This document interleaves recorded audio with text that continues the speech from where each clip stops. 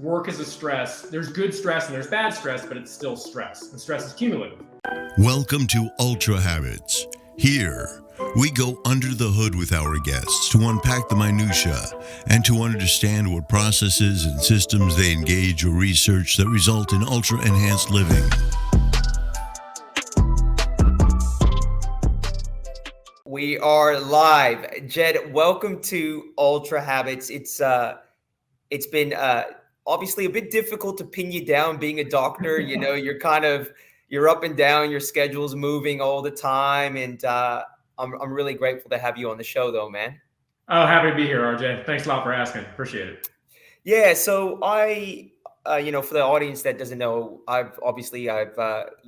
we've connected through the group that we're in with the fellow guys. And I learned a little bit more about your story and knew that you were Ultrahabits material, and we had to get you on the show. So let's take it back. Now, I know that you're from a small town. I think it's called Lima. I think you're in your hometown. You had about 200 people, Yeah. The Rocky Mountains. I saw pictures of you when you were little. I showed my wife. She was like, wow, he was ripped even when he was 9, right? Like it had this real Ozarks feel. And I have no doubt, your brother, I think, went into the special forces as well. Like, so I have no doubt your upbringing really shaped you. But I really want to understand from your words what it was like growing up, where you did and how you did, man. Yeah. So I grew up in rural Montana, and honestly, my childhood was amazing. I mean, it was, small town. Literally, all my dogs have been at least half wolf. Me and my older brother, like actual wolves. I'm not even kidding about that. Me and my brother would just kind of run around, a lot of freedom. Always involved in helping Dad get wood and stuff. Sometimes that would mean getting firewood literally at 3 a.m, stealing it off the forestry land. But again, it prepped us. I went U.S. Army Ranger. He went Marine Special Operations, also U.S. military. So we had this great childhood, but both of us were aware we didn't want our parents' financial adulthood. So we wound up probably the 2 most successful people out of our tiny town, just because, like stealing food is fun as a kid sometimes, but not as an adult. So we fixed it. So what was their philosophy like? Were they like doomsdayers, or like were they off the grid folks? Like was this like an intentional style of living? What was the story there? I have to know. Yeah. They're just my parents are interesting. They're great human beings, but they're fairly non-traditional in a number of ways. My dad was a Vietnam vet. And we didn't get birth certificates. I got one when I was about 12.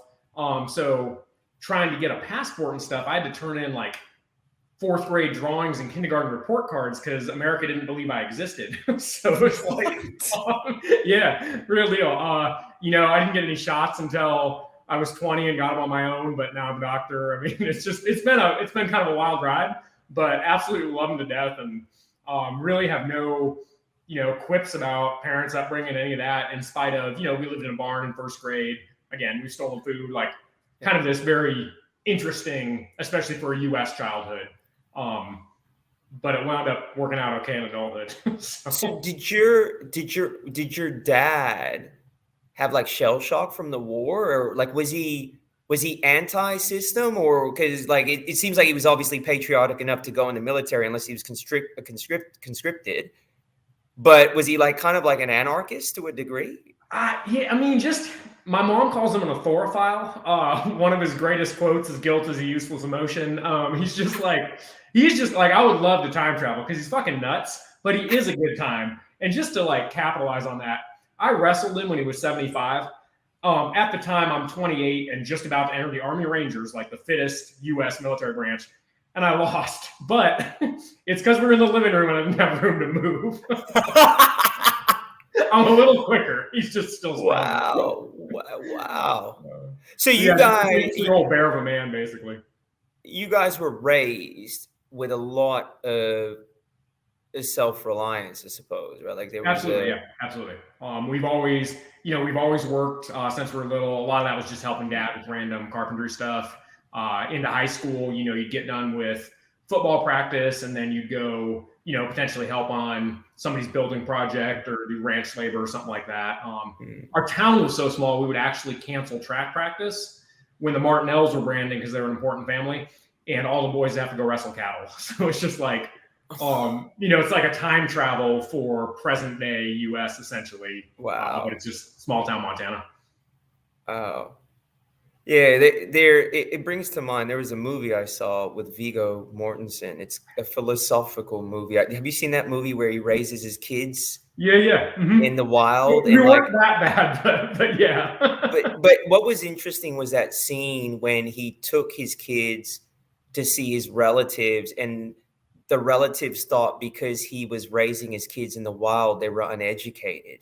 Right. And do you remember like his daughter like recited like the Declaration of Independence or something? They're reading Guns, Germs, and Steel and doing burpees and shit. Like it was that movie made me think, and it's kind of formed a lot of the way that I parent. But I felt we needed to unpack that because that kind of begins to define who you are. So let's talk about you move through life. You decide to get into medicine. How does that happen, Jed? Yeah, it was kind of wild. Thankfully, I've always been, again, we grew up kind of country, but education was always important. My mom taught me to read when I was 4 and all this other stuff. So that was, thankfully school just always came easy. And I always liked the human body. Growing up that way, physical achievement was always very valued in our family. Can you grab this big ass piece of wood? Things like, seriously, it was like praised. So I liked the human body and I was good at school. And coming through college, I didn't really know you could be a doctor. Like, true story, I thought that was something like rich kids did. So it really wasn't until my junior year of college, I moved down there with a backpack and a duffel bag, got off the plane, started walking, almost for about the first 2 weeks, but it all worked out. And during that time, I was standing out quite a bit academically, and because I was in exercise science with the Hawaiian jocks, basically, and it just, the competition wasn't fierce. So a lot of my professors are starting to ask me what I'm doing and stuff, and some of them would mention things like medicine, and I kind of laugh. But it did wind up through, essentially, I'll try and keep this short, saying goodbye to my Ukrainian girlfriend because I didn't have any money at the time, and I knew I wouldn't be able to fly back, so I missed my flight.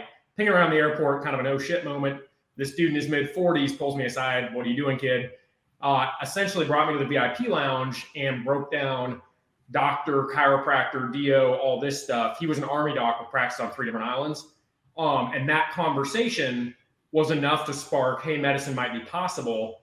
A year goes by later, I took the MCAT without studying to see if I was smart enough and interviewed well and got in. So it all just kind of worked out like it should, in spite of not being the most intelligent med school path to try to replicate, I guess.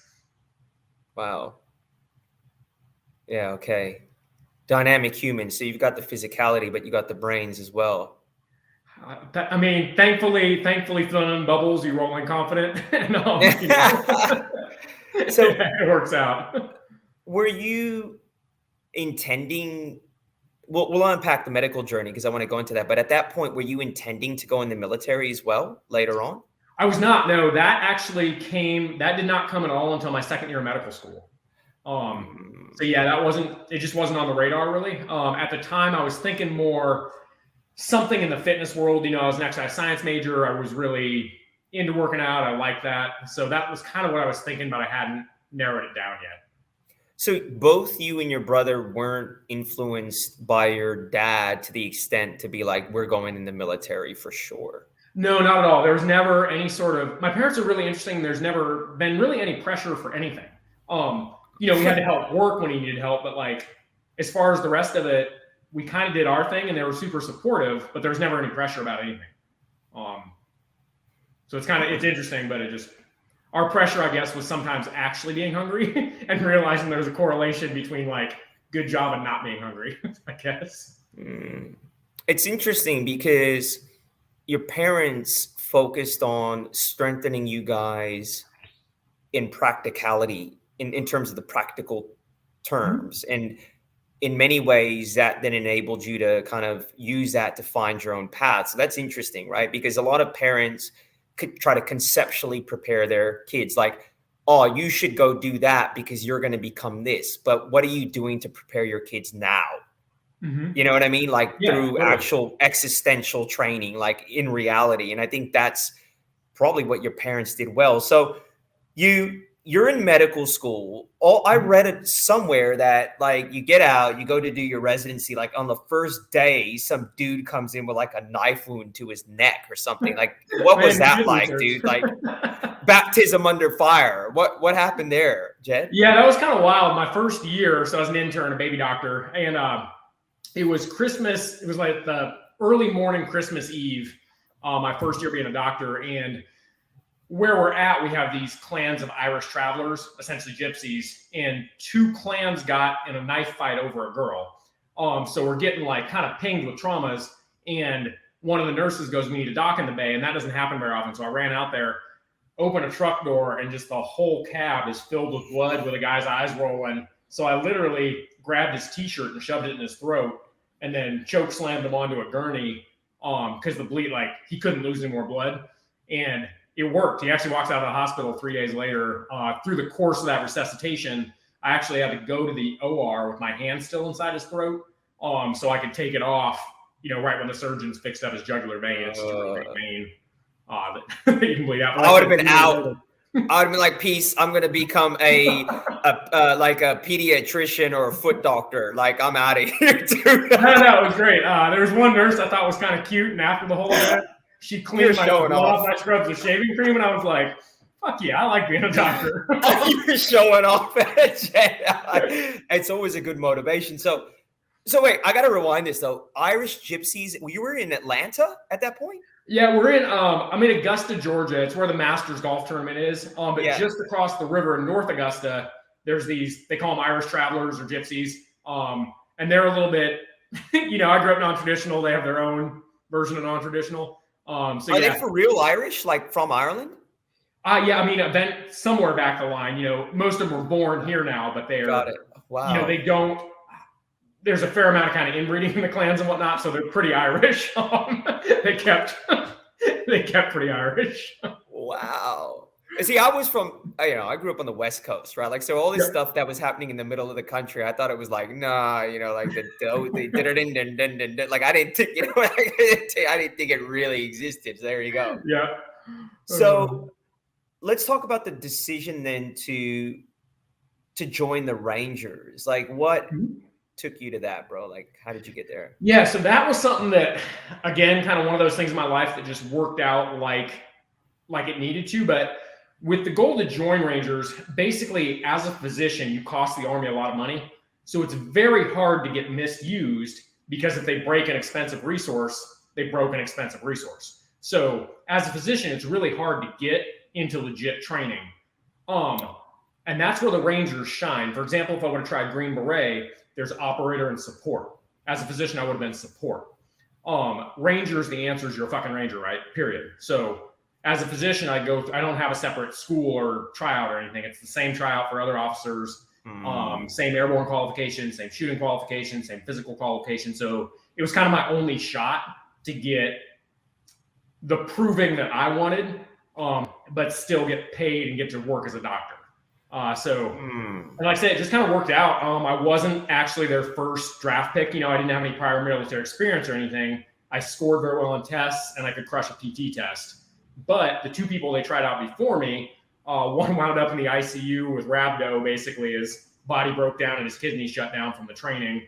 And then the other one didn't make it either. So I got a shot and then made it. It was kind of what happened. What's the training like, Jed? Like, I know sometimes I've had a lot of, obviously, as we know, I've had a lot of military elite on this show. And what I've come to realize with the military, particularly military elite, a lot of the military elite are just athletes for a higher desire of risk appetite. Right? That's a great way to put that. You know what I mean? Like, they're just athletes going in there, like, and now I can see the appeal. So, like, what was the training super, super hard, or giving your kind of unique way of growing up? Like, you were really prepared. Like, what's your view on the training? Yeah.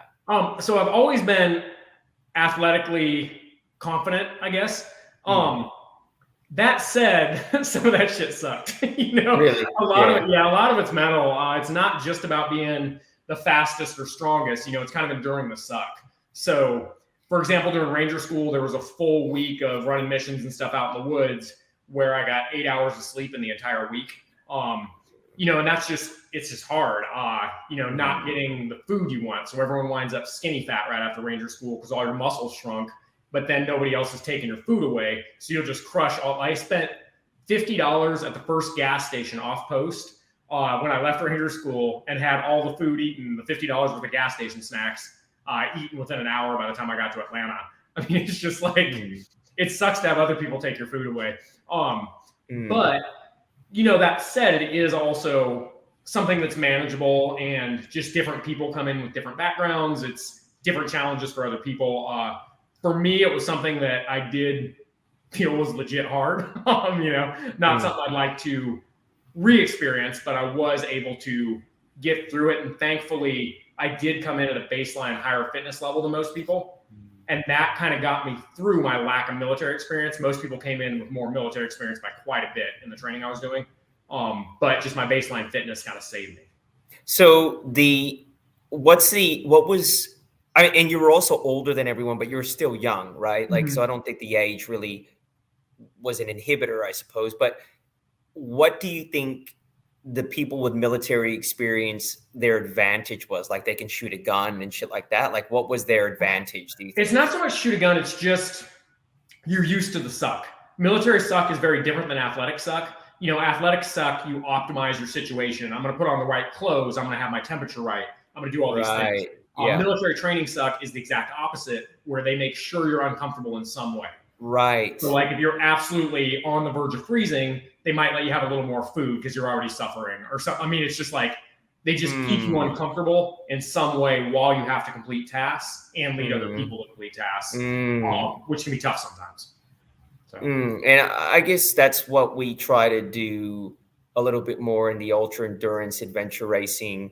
Yeah, y'all are crazy. It's no different, right? Like, because really, like a lot of times when I'm running out there, I'm like, this is like what we did when we were kids. We play military, play army, throw running packs on. Sure. Like, we're just big ass kids running around out there in the bush. and yeah, you're right. I think the appeal the appeal is athleticism, and you're kind of performance orientated, but it's also about like taking yourself to the edge of uncomfortability and sitting there for a very long time. And I think that's why there's also a very good correlation with ultra endurance and people in the military. Like, people in the military, there's a lot of people in the military that are in ultra endurance, obviously David Goggins being the most notable. So you get deployed, right? You go overseas. Do you go to Afghanistan? I did, yeah. The last year I was in was kind of a blur. I was in Afghanistan, got back, went to Ranger School, got back, went to the Korean border, got back. At that time, my military commitment was up, and then left because I had a pretty good civilian job set up on the outside. It paid about twice as much, and hours were much less, so it was hard to say no to. So can you tell me, what do you think your Ranger journey added to your like repertoire as a human? Like, what do you think you got out of that? Multifactorial. Number one, I really am aware that just being born in America, I've gotten a pretty good shot. And that's, I know a lot of people bash on America, whatever, but like realistically, I've traveled a fair amount and I've met people in other countries that were absolutely as smart as me and absolutely will never have a shot to go to med school. I could grow up poor and talented in America and go to medical school. Most of the other countries I've been to, you can be poor and talented, and that's the reality of it, because no one is going to give you a couple $100,000 to see if you're going to make it. You know what I mean? That's just how it is.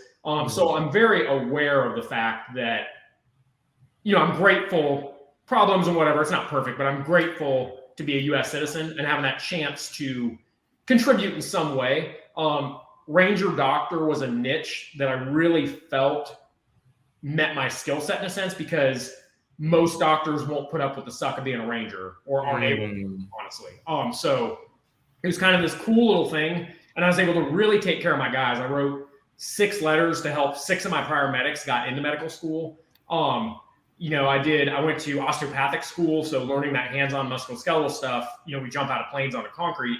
I fixed a lot of dudes' backs that, they were dealing with chronic pain every day, but on something like that, an MRI is negative. So everyone's just like, oh, whatever, shitbag. But it's a real thing. You check them their way out of alignment, you fix it, and they feel good.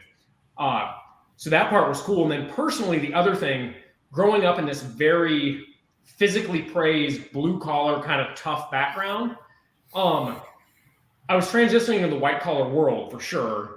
And there was a little bit in my mind that I just needed to kind of prove to myself I wasn't a bitch. And I know it sounds like Jeff Harris. Yeah. Sounds like Jeff Harris. Yeah, exactly. It's like, hey, Dad, I got into med school. And he's like, oh, yeah, you're always been good at tests. But like, hey, Dad, I'm a ranger. No, I'm dead fucking serious. But hey, Dad, I'm a ranger. And that's like, oh, shit. No. He like, recognizes that as an accomplishment. So, it is what it is.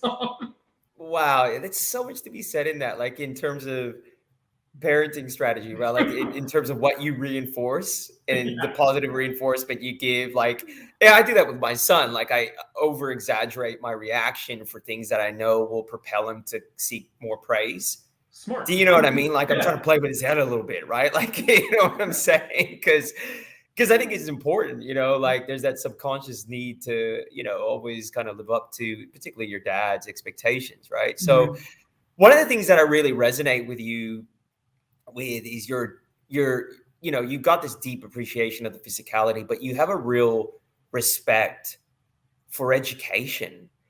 Does your brother have that as well? Or like, where did you get that? Or is that just you? Like, was that just something you picked up? Yeah, thankfully, my mom and dad balance each other exceptionally well. Both are just naturally very smart people. My mom was an elementary school educator, kind of teacher's aide and stuff.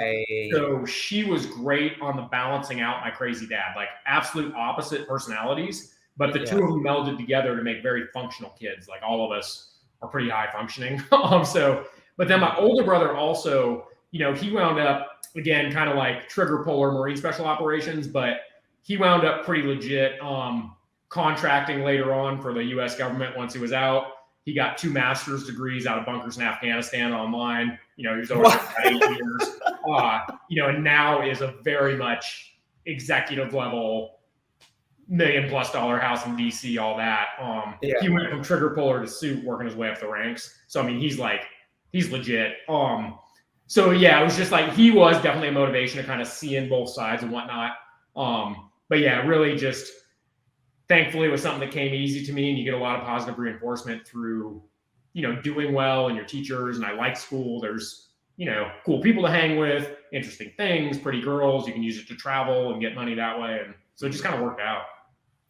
It's great. And you're still very young. I mean, it's interesting to see where you're going to go. Like, do you miss I know you're in medicine, but do you miss the military element at all? Or like, how do you get that fixed, bro? Like what's going on there? Because I know you can't just be doing regular shit. Like I know how you're cut, dude. I know what cloth you're cut from. Like what are you doing to get that itch scratched, man? Yeah, thankfully I'm not as tough as you, and I don't have to put myself through a 100-mile race. So I'm glad I've got that. But no, it's been, life kind of has different chapters. And my military chapter was great, but for me, it was a chapter. Personality-wise, it was just a chapter. I do miss some of the guys, being the Ranger Bat surgeon. It's like having 1,000 little brothers, and they're hilarious. I mean, some of the shit is just, none of it's clean, but it's funny. Yeah, I get it. So you do miss kind of some of the guys, but as far as the experience and whatnot, like as an ER doc, I still I'm in a level 1 trauma center. I mean, a bad day of work, you could have 4 people die before noon. I mean, so it's, there's still kind of the flash. Fair enough. Things matter at work. And then also doing some of the military things not associated with the military is always just a little more fun. Like, going civilian skydiving, super fun. Jumping out of the plane in the middle of the night with the military and landing on concrete, exciting, but less fun. So there's ways to kind of fill those voids essentially. And yeah, it's going well. I like freedom and a beard. Yeah, no, fair enough. And in terms of the physicality, like, do you work out to work out, or are you event orientated with shit? Like, do you like to try to compete every now and then in different things, or do different challenges? Or you right now is it exercise for exercise? Yeah, so thankfully fitness is just really ingrained in who I am. So that is absolutely a part of my physical and mental health. If I can't work out for 3 or 4 days, not all compulsions are really bad ones. So it doesn't have to be super long or anything, but I do need to be active in some way very frequently, or I just don't feel like myself. So yeah, it's something that's fully ingrained there. Occasionally, I might train up for a specific event, but for the most part, I just really like being fit enough to do absolutely whatever I want.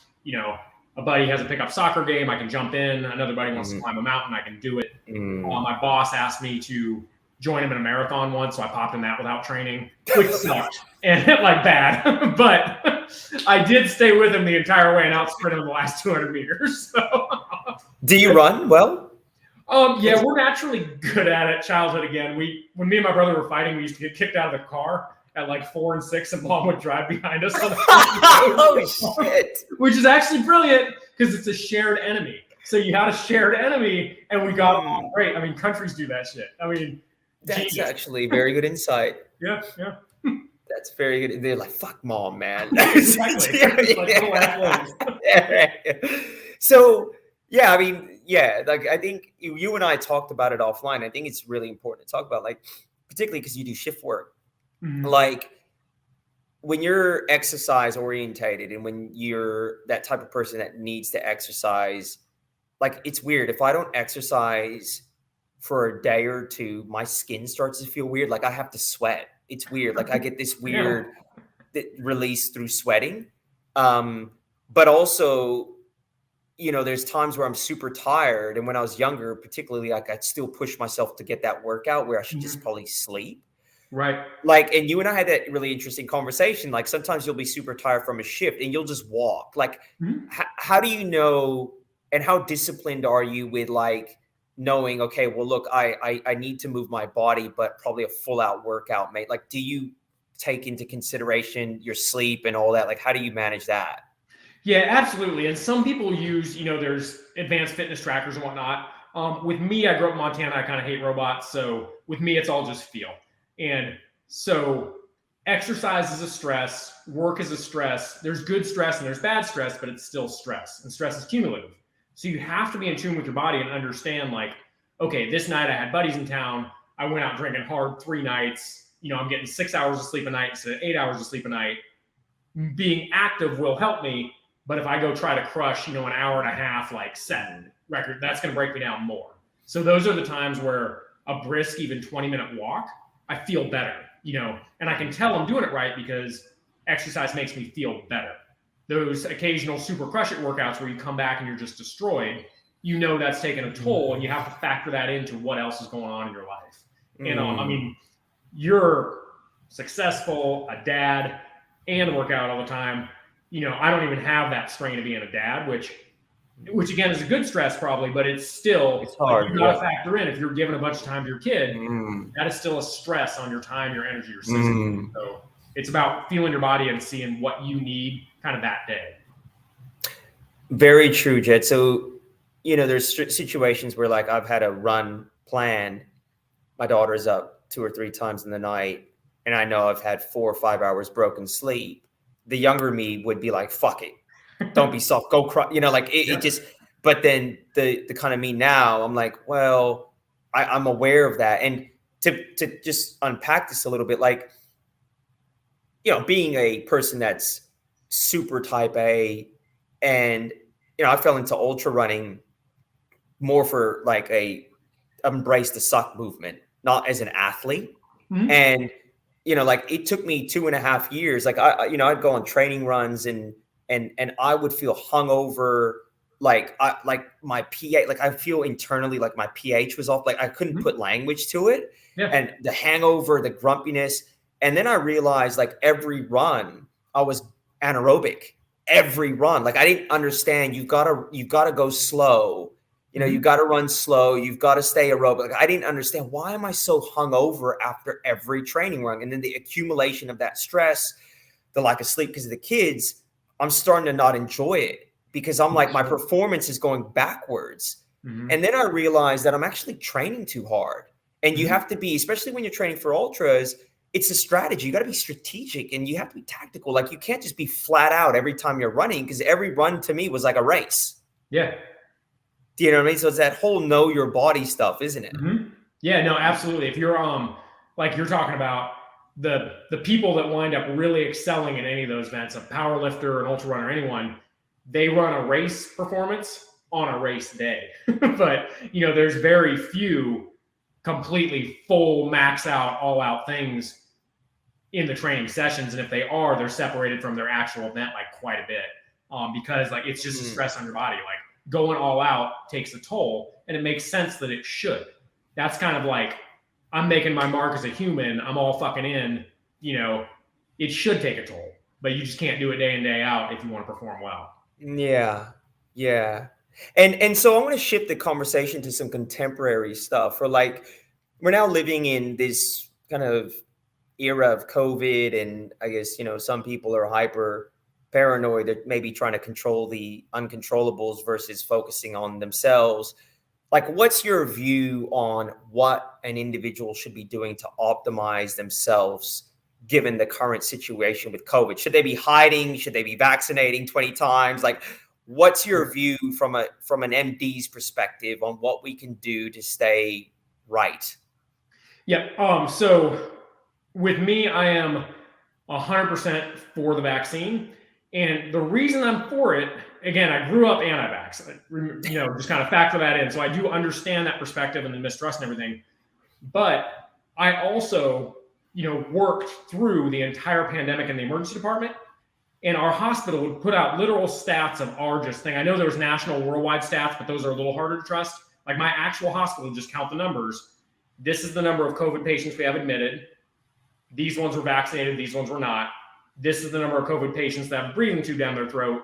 These ones were vaccinated. These ones were not. And the unvaccinated ones that were sick enough to require the hospital with a breathing tube was always under 5%. We were always over 95%. The people that were fucked up enough to be on the verge of death were all unvaccinated. And, it varied a little bit. Delta was the one where we really saw that. Omicron wound up more contagious, but a lot less serious. So we just had less people in the hospital, but still the ones that wound up needing breathing tubes and whatnot were either A, immunocompromised, cancer or something else going on, or B, didn't get vaccinated. And we just saw this over and over and over. So get your vaccine, but honestly, I would say get vaccinated and otherwise live your life. That's my honest advice.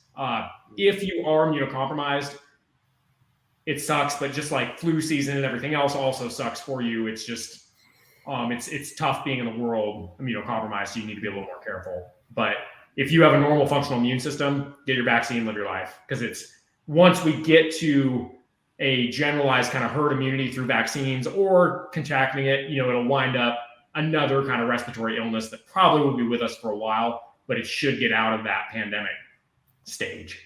Mm-hmm.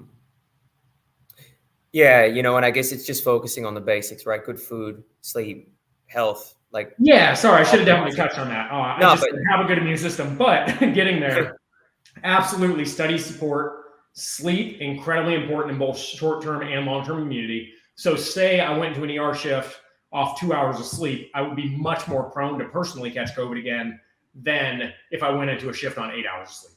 Just because when your body's broke down, sometimes you actually feel almost like you have a little flu just when you don't sleep. It's because your immune system sucks. So huge. Moderate exercise will boost your immune function in the short term.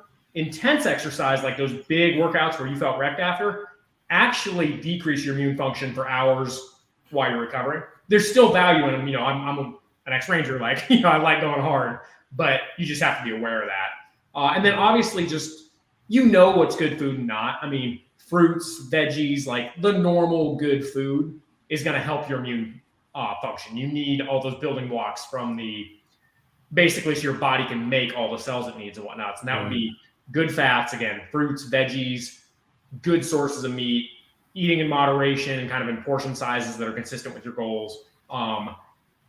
We all know like hydrogenated fats, sugars, all those things are death to your immune function. You wind up diabetic, your cells do not work well to protect you. In many ways, COVID is kind of forcing people to optimize. Yeah. You look at it that way, right? Right. And it's showing, it's taking out some of the ones that didn't, to be honest. Yeah. So I'm going to start to bring the plane to the ground here. But one of the things I do, one of the things I want to focus on before I do that is I think I read an article about you in Men's Health, maybe 2016. It mentioned you were, you were involved in some community work, and there's a situation in Peru with this young dude Zek, and the pig farm, and I just thought it was really interesting. Like, can you talk a little bit about your humanities work and some of the stuff you've done in that space, and whether or not it's something that you intend to do in the future? Yeah. So kind of humanitarian work, giving back in a sense. I've done humanitarian work on 4 different continents. Something I'm still very actively involved in. I got the Gold Humanitarian Medicine Award. It's something that, one, I do gain a lot of personal satisfaction out of. And, some people can think too hard and think, well, then it's selfish and da. Like, fuck it, you still are doing good. The people that you are helping are benefiting, and that's fine, like, whatever it feels good or not. There is, with me, there's a faith component to it, like, of those who have been given much to be asked. But I'm kind of strong in faith, weak religion, saved by grace, not too pure. I'm not real, like, clean, for lack of better terms. But even without that side of it, they've done big long-term mental health studies, and people that donate, give back, etc. It's absolutely a positive factor for just good mental health. Like, humans are designed relational, and we're meant to help each other. And those of us that have been lucky enough to be well-resourced and just kind of make it, in a sense, I do think we kind of have a responsibility to get involved in causes that we feel are of value. That's going to be a little different for everybody. And some of the travel and just fun experiences and whatnot that I've done through humanitarian work are absolutely invaluable. One of the best weeks of my life was being on a med student rotation in South Africa, and the person in charge of it was gone, so I left. And I linked up with this missionary, taught 2nd grade for a couple of days, brought all these kids camping in Kruger National Park. And it was just like basically being a African dad for a week. I think it's one of the coolest experiences of my life. Mister, we go by legs? I mean, like, instead of drive. It was cool, it was cool. So yeah, I would strongly recommend kind of to any of your listeners getting involved in some way in something that means something to you. And the other thing with giving is people sometimes have a tendency to think, okay, well, when I hit this income, I'll give, et cetera, blah, blah, blah. We recommend against that. I would say tithe 10% of wherever you're at. If you make $100, you tithe $10. You make 1,000, you tithe 100, and just get in that habit, because it turns out statistically, if you give when you're poor, you'll give when you're rich, and vice versa. That's really good advice. Like, everyone can add value to their environment, irrespective of financial kind of. We don't have to be Bill Gates and Melinda Gates and have this $1 billion fund, right? Yeah, absolutely. Well, mate, thank you so much. I mean, you're such a dynamic dude, right? Like, in many ways, it's going to be interesting to watch you over the next few years to see what comes about Jed, because I think you're probably already doing that. There's going to be a tie together, and I can see it happening. Like, there's definitely brand Jed in the making, and we don't know yet how that's going to unfold, but I'm going to sit here and patiently watch that happen. Maybe a TV show, Dr. Phil, we got Dr. Jed, Dr. Oz, the new and improved version. But yeah, man, look, really thank you for coming on the show, sharing your wisdom, your truth, your testimony. It's been fantastic. And for our audience that want to connect with you, where can they find you, Jed, like on social media, whatnot? Yeah, the most active, and actually the only thing I'm active on is my Instagram. It's just at Dr. Jed, a little underscore after it.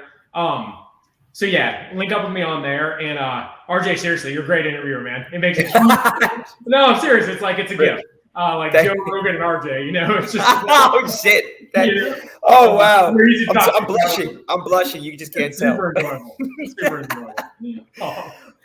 Oh man! And seriously, keep on crushing it in your own life.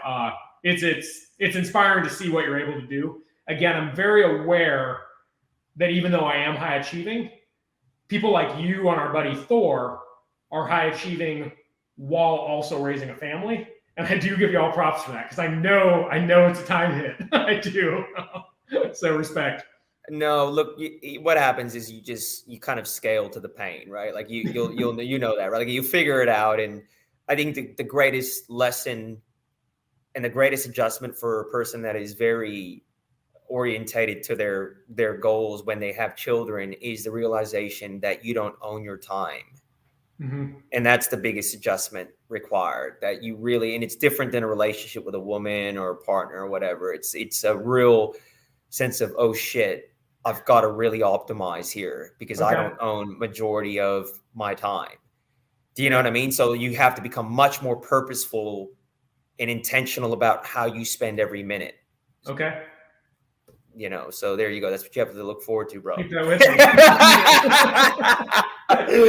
Oh man, but you'll be a great dad. Great lessons, and hopefully it'll be interesting to know if you're making your kids run after the car as well, and you're gonna make them chop wood and basically, you know, because I think when you're just to touch on this, I think the interesting with you is when you become a parent, you'll naturally reflect on your childhood and start to wonder, well, how much of that has helped me become who I am? And a person like you will naturally think like, am I raising my kids a little bit too soft? Because obviously they'll have the benefit of having what you have now, right? And it's like, well, how do you create some of that basic living shit and, tough shit for kids when you're actually created a life of somewhat comfort?